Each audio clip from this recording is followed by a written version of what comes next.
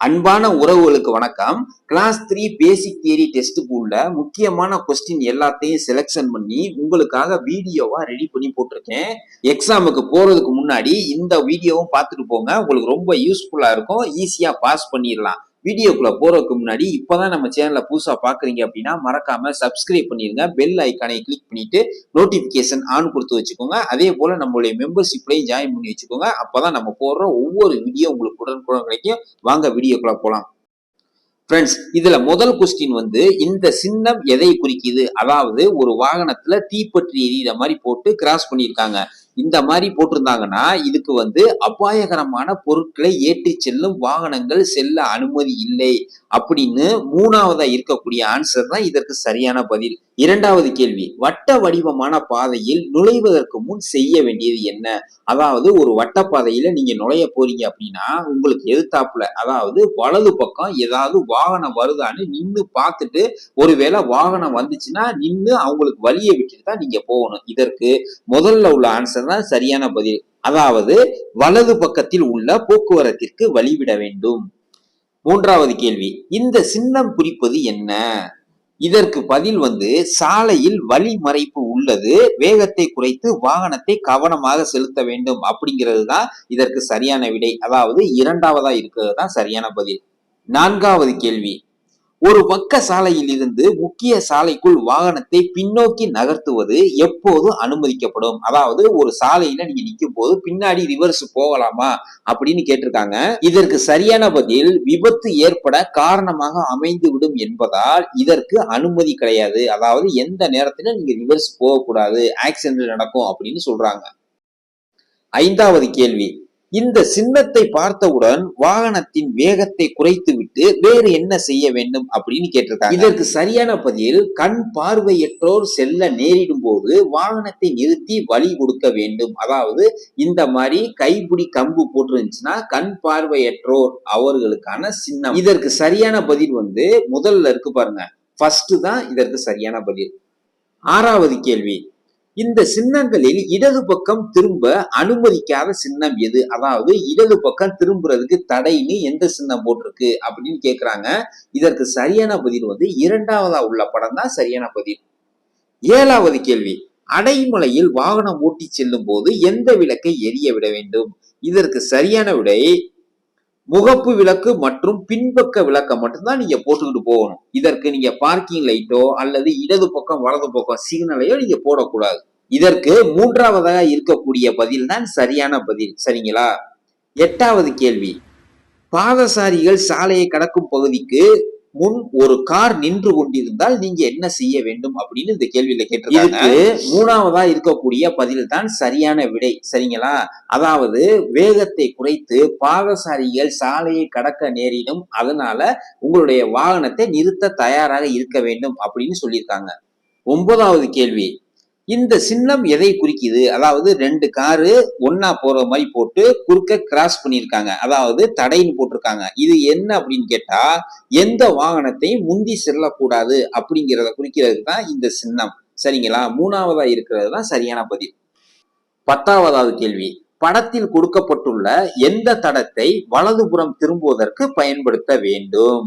இந்த படத்துல எது வலது பக்கம் திரும்புற மாதிரி போட்டிருக்குன்னு பாருங்க. மூணாவதா இருக்கக்கூடிய படம் தான் வலது பக்கம் திரும்பக்கூடிய சிக்னல், அதாவது படம். 11வது கேள்வி, இந்த சின்னங்களில் எது கட்டாய சின்னம்? கட்டாய சின்னம்னா ரவுண்டா இருக்கிறது பேர் தான் கட்டாய சின்னம்.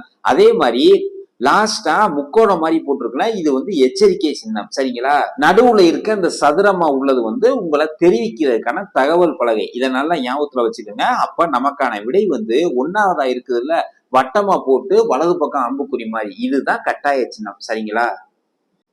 12வது கேள்வி, வார நாட்களில் திங்கட்கிழமை முதல் வெள்ளிக்கிழமை வரை காலையில் எந்த நேரங்களில் ஆம்னி பேருந்துகள் தவிர மற்ற வாகனங்கள் பேருந்து தடத்தில் செல்ல அனுமதி இல்லை? அதாவது பஸ் லைன்ல எந்த நேரத்துல போகக்கூடாது அப்படின்னு கேட்டிருக்காங்க. இதுக்கு சரியான விடை மூணாவதா இருக்கக்கூடிய பதில் தான். அதாவது காலை 7:30 மணியிலிருந்து காலை 9:30 மணி வரைக்கும் நீங்க பஸ் லைன்ல போகவே கூடாது, அதாவது ஆம்னி பஸ் தவிர. 13வது கேள்வி, சிறந்த சாலை நெறிமுறைகளை கடைபிடிக்க நீங்கள் என்ன செய்ய வேண்டும் அப்படின்னு கேட்டிருக்காங்க. இதுக்கு சரியான பதில் வந்து ஃபர்ஸ்டா இருக்குல்ல ஆன்சர், அதாவது சந்திப்பை அணுகுவதற்கு முன் செல்ல விரும்பும் தடத்தில் சரியாக செல்ல வேண்டும். அதாவது நீங்க வலது பக்கமோ இடது பக்கமோ அல்லது நேர நீங்க போக போறீங்க அப்படின்னா உங்களுக்கான லேன் ஏதோ அந்த லேன்ல நீங்க கரெக்டா போகணும் அப்படிங்கறதான் அதுல வந்து சொல்றாங்க. 14வது கேள்வி, சாலை சந்திப்பில் இருந்து எவ்வளவு தூரத்திற்குள் வாகனங்கள் நிறுத்துவதற்கு அனுமதி இல்லை? அதாவது ஒரு சாலையோட சந்திப்பில இருந்து எத்தனை மீட்டருக்குள்ள உங்க வாகனத்தை நிறுத்துவதற்கு தடை அப்படின்னு கேட்டிருக்காங்க. இதுக்கு சரியான விடை 2வதா இருக்கக்கூடிய 6 மீட்டர்களுக்குள் உங்களுடைய வாகனத்தை நிறுத்துவதற்கு அனுமதி இல்லை. இதுதான் இதற்கு சரியான பதில். 15வது கேள்வி, இந்த சின்னம் குறிப்பது என்ன? அதாவது ரவுண்டா போட்டு 2 அம்புக்குறி இடது பக்கமும் வலது பக்கமும் போட்டுருந்துச்சுன்னா இதுக்கு பேர் வந்து சாலை 2ஆக பிரிய போகுது, நீங்க இடது பக்கமும் வலது பக்கமும் செல்ல வேண்டும் அப்படிங்கிறத குறிக்குது.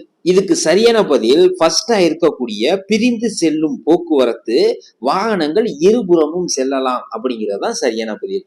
16வது கேள்வி, சாதாரண சூழ்நிலையில் எந்த வேகத்தில் செல்லும் வாகனங்கள் 2 வினாடி விதியை பயன்படுத்த வேண்டும்? இதுக்கு சரியான விடை வந்து 2வதா இருக்கக்கூடிய எல்லா வேகத்தில் செல்லும் நேரங்களிலும் அவசியம் இந்த 2 வினாடி விதியை வந்து ஃபாலோ பண்ணணும். இந்த 2 வினாடி விதி அப்படிங்கிறது உங்களுக்கும் உங்க காருக்கும் உள்ள இடைப்பட்ட தூரம், அதாவது நீங்க வேகமா போகும்போது எத்தனை கார் இடைவெளி விட்டு போகணும் அப்படிங்கிறத குறிக்கிறது தான் இந்த 2 வினாடி விதி. 17வது கேள்வி, இந்த படத்துல கீழே கொடுக்கப்பட்டுள்ள சூழ்நிலையில் நீளமான வாகனம் இடதுபுறமாக திரும்ப உள்ளது, கார் நேராக செல்கிறது, இத்தருணத்தில் கார் செய்ய வேண்டியது என்ன? இதுக்கு சரியான பதில் 3வதா இருக்கக்கூடிய காரின் வேகத்தை குறைத்து தேவைப்பட்டால் நிறுத்துவதற்கு தயாராக வேண்டும்.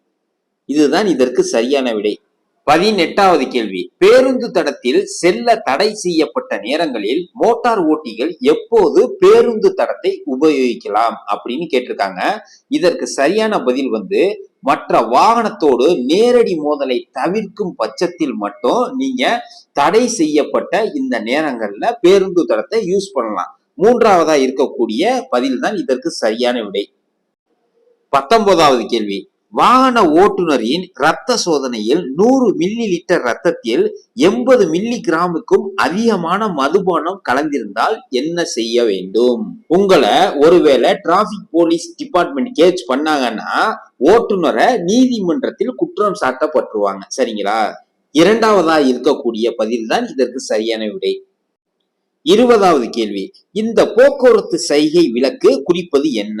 அதாவது பச்சை வந்து நேரா போகக்கூடியது, வலது பக்கம் திரும்புற மாதிரி மஞ்சள் கலர் லைட் எரியுது. அப்ப இதுல எந்த மாதிரியான ஆன்சர் கொடுத்திருக்காங்க அப்படின்னா, மஞ்சள் கலர் எரியும் போது வலது பக்கம் திரும்பக்கூடிய வாகனங்கள் நிறுத்த தயாராக வேண்டும் அப்படின்னு அதுல விடை கொடுத்திருந்தாங்கன்னா அதுதான் இதற்கு சரியான விடை. 2வதா கொடுத்திருக்காங்க பாருங்க பதில், இதுதான் இதற்கு சரியான விடை. 21வது கேள்வி, பாதசாரிகள் சாலையை கடக்கும் கோட்டிற்கு முன்னால் ஒரு வாகனம் மெதுவடைவதை கண்டால் நீங்கள் செய்ய வேண்டியது என்ன?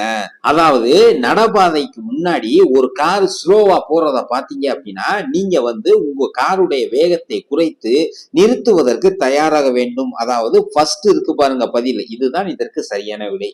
22வது கேள்வி, பக்க சாலை ஒன்றில் வாகனத்தை பின்னோக்கி செலுத்தும் போது வாகனத்தின் பின்புறம் போக்குவரத்திற்கு தெளிவாக உள்ளதா என்பதை உறுதியாக தெரியாத சமயத்தில் என்ன செய்ய வேண்டும்? இதுக்கு சரியான பதில் 3வதா இருக்கு பாருங்க, வாகனத்தை விட்டு இறங்கி கவனிக்கவும். அதாவது உங்களுக்கு கிளியரா தெரியல, கண்ணாடியிலேயே சரியா தெரியல அப்படின்னா கீழே இறங்கி போய் பாக்குறதுதான் சரியானது அப்படின்னு சொல்றாங்க. 23வது கேள்வி, ஆங்காங்கிருந்து வந்து சேரும் சாலை சந்திப்பை குறிக்கும் சின்னம் எது? இந்த படத்துல எல்லா பக்கமும் இருந்து ஒண்ணு சேரக்கூடிய சின்னம் எது அப்படின்னு கேட்டிருக்காங்க. ஆங்காங்கே அப்படின்னா 2-3 இடத்துல இருந்து ஒண்ணு சேர்ற மாதிரி இருக்கக்கூடிய சின்னம். இந்த படத்துல கடைசியா இருக்கு பாருங்க, இதுதான் 2-3 இடத்துல இருந்து ஒண்ணு சேர போகுது அப்படின்னு குறிக்குது. 3வதா இருக்கிறதுதான் இதுக்கு சரியான பதில்.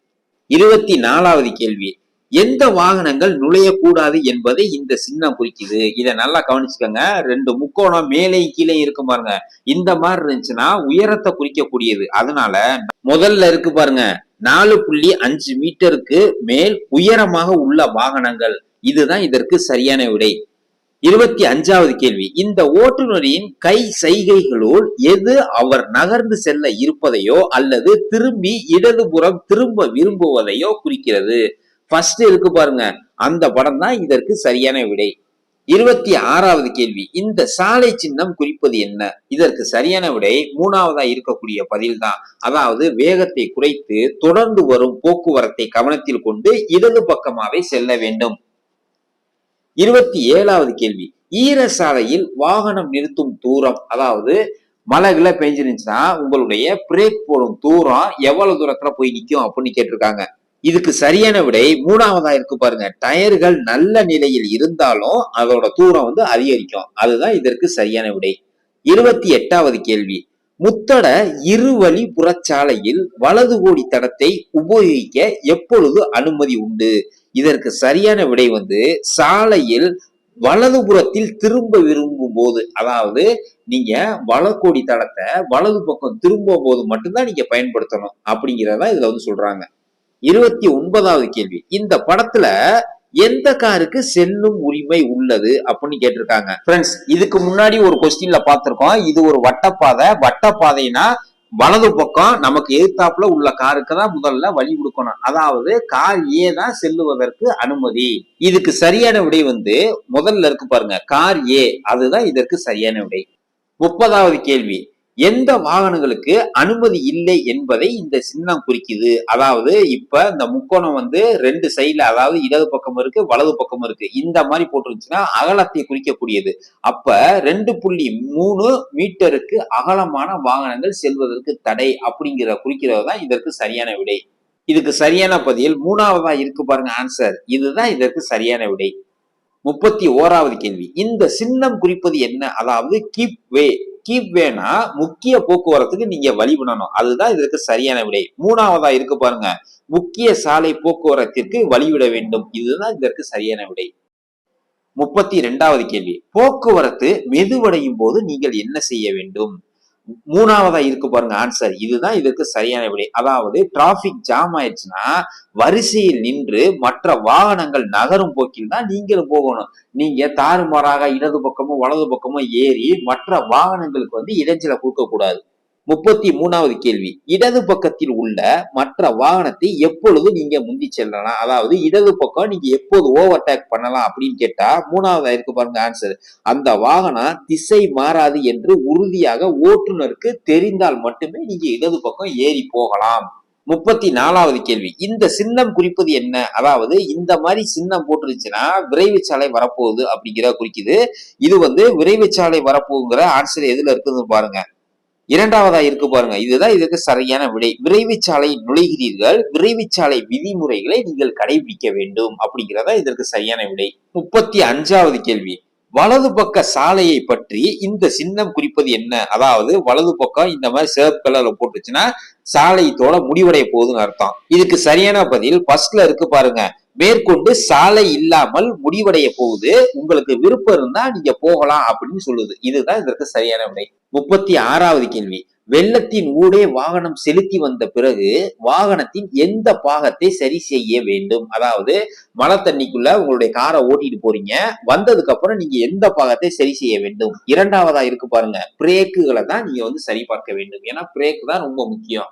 37வது கேள்வி, நீங்கள் முந்தி செல்ல எண்ணிய வாகனம் திடீரென்று வேகத்தை கூட்டினால் என்ன செய்ய வேண்டும்? வேகத்தை குறைத்து முந்தைய தடத்திற்கு நீங்க திரும்பி நீங்க உங்களுடைய போக்குவரத்தை தொடர வேண்டும். 3வதா இருக்கு பாருங்க, அதுதான் இதற்கு சரியான ஆன்சர். 38வது கேள்வி, இந்த போக்குவரத்து சின்னத்தை கண்டவுடன் என்ன செய்ய வேண்டும்? அதாவது இதுல என்ன எழுதியிருக்குன்னா reduce speed now அப்படின்னா உங்க வாகனத்துல வேகத்தை குறைக்கின்ற போட்டிருக்கு. இதுல எந்த மாதிரி ஆன்சர் கொடுத்திருக்குன்னு முதல்ல பாருங்க. முதல்ல இருக்கு பாருங்க, இந்த சின்னத்தை கண்டவுடன் வாகனத்தின் வேகத்தை குறைக்க வேண்டும் அப்படிங்கிறதா இதற்கு சரியான பதில். 39வது கேள்வி, இருவழி தெருவில் வாகனம் ஓட்டி செல்லும் போது நீங்கள் என்ன செய்ய வேண்டும்? இதுக்கு சரியான விடை 3வதா இருக்கு பாருங்க, எந்த நேரத்திலும் முந்தி செல்லக்கூடாது அப்படிங்கிறதுதான் இதற்கு சரியான விடை. 40வது கேள்வி, இந்த காவல்துறை அதிகாரி காட்டும் சைகை என்ன?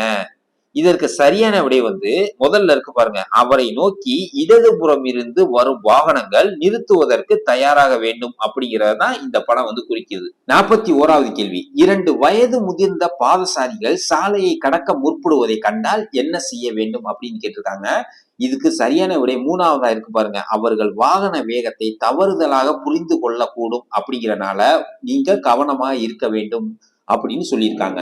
42வது கேள்வி, சாலையில் வளைவான கோடுகள் கொண்ட பாதசாரிகள் கடக்கும் பகுதிகள் நீங்கள் நுழைந்தால் என்ன செய்ய வேண்டும்? இதுக்கு சரியான விடை 3வதா இருக்கு பாருங்க, பாதுகாப்பானதாக இருந்தாலும் கூட முந்தி செல்லக்கூடாது அப்படின்னுங்கிறது தான் இதற்கு சரியான விடை. 43வது கேள்வி, இந்த சின்னம் குறிப்பது என்ன? அதாவது இந்த மாதிரி முக்கோணம் போட்டுச்சுன்னா எச்சரிக்கை சின்னம், ஒண்ணு வலது பக்கம் ஒண்ணு இடது பக்கம் போட்டிருக்கு.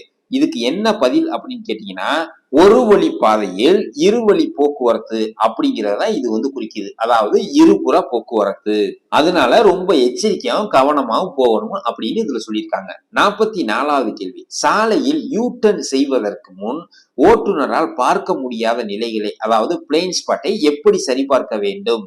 அதாவது தோள்களுக்கு மேலாக பார்க்க வேண்டும். அதுக்கு பேர் தான் பிளைண்ட் ஸ்பாட். 45வது கேள்வி, இந்த சின்னங்களில் எந்த சின்னம் சமமாக இல்லாத சாலை வருகிறது அப்படின்னு குறிக்குது அப்படின்னு கேட்டிருக்காங்க. இந்த 3 படத்தையும் பாருங்க. ஃபர்ஸ்ட் வந்து வேகத்துல, 2வது வந்து 2 வேகத்துல மாதிரி போட்டிருக்காங்க, 3வது வந்து வழுக்கிற மாதிரி போட்டிருக்காங்க. இதற்கு சரியான விடை 2வதா இருக்கு பாருங்க. இந்த மாதிரி போட்டிருந்தாதான் ரோடு சமம் இல்லாம இருக்கு அப்படிங்கிறத குறிக்கும். 46வது கேள்வி, அதிகமான மழை பொழியும் பகல் நேரத்தில் வாகனத்தின் முகப்பு விளக்கை எரிய விட்டு வாகனம் ஓட்டி செல்வது எப்படி? அதாவது நன்மையா தீமையா அப்படின்னு கேட்டிருக்காங்க. ஏற்புடையது. காரணம், இது மற்ற சாலை உபயோகிப்பாளர்கள் உங்கள் வாகனத்தை பார்க்கிறதுக்கு இது வசதியா இருக்கும். அதாவது லைட் போடாம போனீங்கன்னா வாகனம் எதுவும் இல்லை அப்படின்னு பின்னாடி வர்ற வாகனங்கள் உங்க வாகனத்து மேல மோதுறதுக்கு வாய்ப்பு இருக்கு. அதனால முகப்பு விளக்க போட்டு போகணும். ஃபர்ஸ்ட்ல இருக்கிறதான் இதுக்கு வந்து சரியான விடை. 47வது கேள்வி, சைரன் ஒளியுடன் காவல்துறை வாகனம் தொடர்ந்து வரும்போது நீங்கள் என்ன செய்ய வேண்டும்? பாதுகாப்பாக நகர்ந்து அந்த வாகனத்துக்கு வழிவிட வேண்டும். அதாவது 2வதா இருக்கு பாருங்க, அதுதான் இதற்கு சரியான விடை. 48வது கேள்வி, திங்கட்கிழமை முதல் வெள்ளிக்கிழமை வரை பேருந்து தடத்தில் வாகனம் ஓட்ட அனுமதி இல்லாத நேரங்கள் என்ன? இந்த கொஸ்டின் நம்ம ஏற்கனவே பார்த்திருக்கோம். அதாவது காலை 7:30 மணியிலிருந்து காலை 9:30 மணி வரைக்கும் நீங்க அந்த தடத்தை யூஸ் பண்ணக்கூடாது. ஃபர்ஸ்ட்ல இருக்கு பாருங்க, அதுதான் இதற்கு சரியான விடை. 49வது கேள்வி, படத்தில் காட்டியுள்ளபடி சாலையின் நடுவில் போடப்பட்டுள்ள இந்த உடைந்த வெள்ளை கோடுகள் எதை குறிக்கிறது அப்படிங்கிறதுக்கு, கோட்டிற்கு இடதுபுறமாகவே நீங்கள் செல்லணும் அப்படிங்கிறது தான் இந்த உடைந்த கோடுகள் குறிக்குது. அதாவது 2வதா இருக்கிறது தான் சரியான பதில். 50வது கேள்வி, இந்த படத்துல வழிகள் சி மற்றும் டியில் எந்த கார், அதாவது எக்ஸ் போகணுமா அல்லது ஒய் வெளியேற போகணுமா? இதுக்கு சரியான பதில் வந்து 2வதா இருக்கு பாருங்க, கார் ஒய். இதுதான் இதற்கு வந்து சரியான பதில். ஏன்னா கார் ஒய் தான் 2வது தடத்துல இருக்கு. 2வது தடம் வந்துதான் இந்த வலது பக்கம் திரும்ப முடியும். இந்த ஃபர்ஸ்ட் தடத்துல உள்ள கார் வந்து இடது பக்கம் தான் போகும். நம்ம இப்ப பார்த்த கொஸ்டின் எல்லாம் உங்களுக்கு தெளிவா புரிஞ்சிருக்கும் அப்படின்னு நம்புறேன். இதுல ஏதாவது சந்தேகம் இருந்துச்சுன்னா கமெண்ட் பாக்ஸ்ல வந்து கமெண்ட் பண்ணுங்க. இந்த தகவல் உங்களுக்கு பிடிச்சிருந்துச்சுன்னா லைக் பண்ணுங்க, உங்க ஃப்ரெண்ட்ஸுக்கெல்லாம் ஷேர் பண்ணுங்க. இது போல பயனுள்ள வீடியோ வேணும் அப்படின்னா நம்மளுடைய சேனலை சப்ஸ்கிரைப் பண்ணி வச்சுக்கோங்க. மீண்டும் ஒரு அடுத்த நல்ல வீடியோ சந்திப்போம். மகிழ்ச்சி.